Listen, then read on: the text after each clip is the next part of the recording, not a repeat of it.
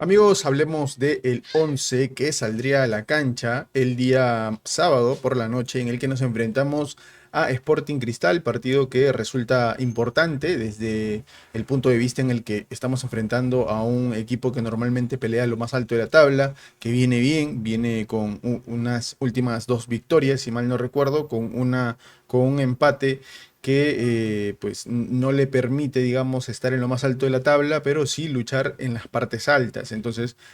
tenemos algunas particularidades para este 11 del que vamos a hablar, y es que debemos de considerar algunos datos particulares, y es que, como ya veníamos hablando en la semana, tendremos bajas para lo que será el partido ante Deportes Iquique en esta fase que vamos a librar precisamente con ellos, fase de Libertadores que resulta importante de cara a lo que hemos hecho con Boca Juniors, ¿no? Entonces ya sabemos que una de las bajas va a ser Paolo Guerrero, otra de las bajas también va a ser Eric Noriega. Estos dos son baja por acumulación de tarjetas, es decir, han completado tres tarjetas amarillas, lo cual lo, lo que genera es que se pierdan el partido siguiente, en este caso contra Deportes Iquique. Después de ellos no tenemos a ningún jugador que esté en capilla, es decir, no hay ningún jugador que tenga dos. Por ahí es como que nos da cierta holgura, pero hay que tener cuidado también con la acumulación de tarjetas, que esto puede perjudicar en una eventual fase de grupos que todos tenemos la fe y la esperanza de que podamos pasar, ¿no? Hablando ya entonces, también tendríamos que recordar que uno de los jugadores que salió sentido en el partido ante Boca Juniors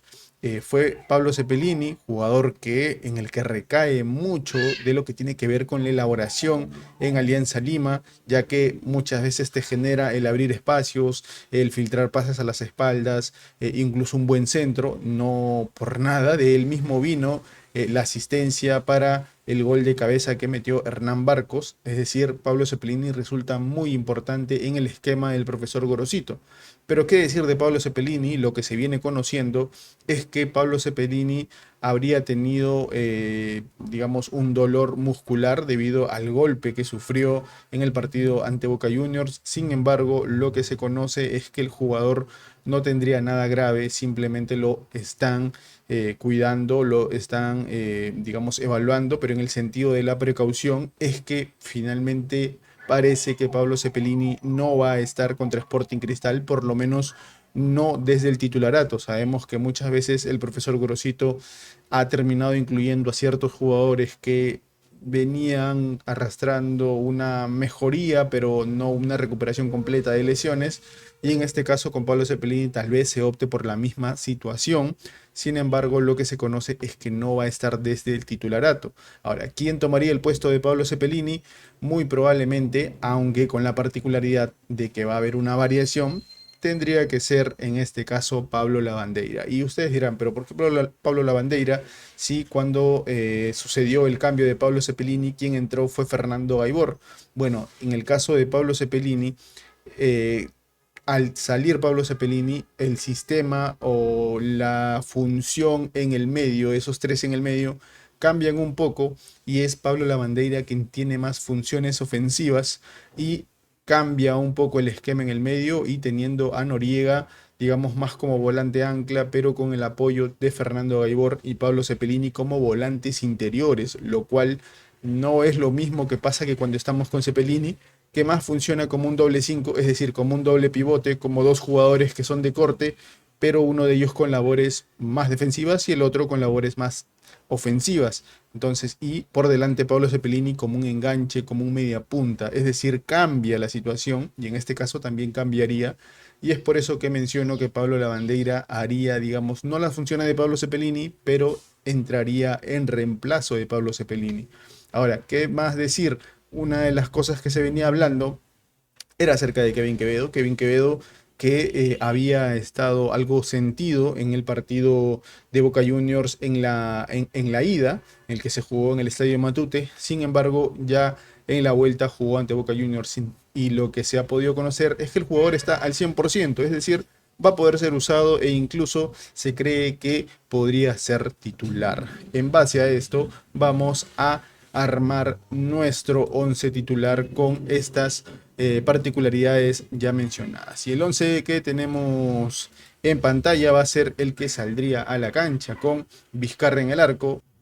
la dupla de centrales de Garcés y Zambrano, por izquierda Trauco, por derecha Enrique, y aquí es donde viene el cambio que les veníamos mencionando, que fue precisamente el cambio que nosotros vimos también ante Boca cuando salió Pablo Cepelini, y es que en el momento en el que entra Gaibor, le indica a la bandera, vamos los tres de esta manera, ¿no? Hablándoles los dos adelante y el de contención al medio, es decir, tal como estamos mostrándolo en pantalla. Ahora, el funcionamiento muchas veces puede variar, muchas veces pueden haber ciertas maneras en las que los jugadores se muevan, pero básicamente en el esquema iría de la siguiente manera, siendo Noriega quien puede meterse entre los centrales, quien puede apoyar a derecha o a izquierda e incluso puede cortar los avances de los volantes de primera línea de en este caso Sporting Cristal.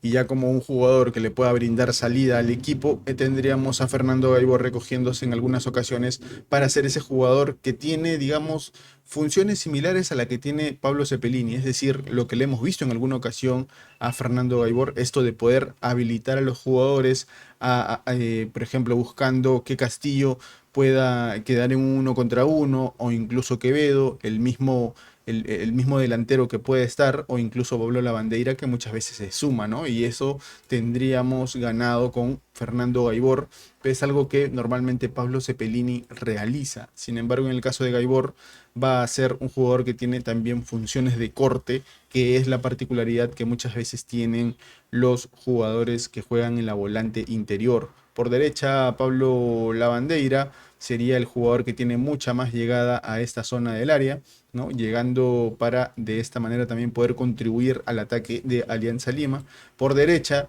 y aunque esto es normalmente una variación que siempre se hace, Castillo por derecha, Quevedo por izquierda, o a veces también varía entre un Castillo por izquierda y un Quevedo por derecha, que es lo que muchas veces llega a suceder.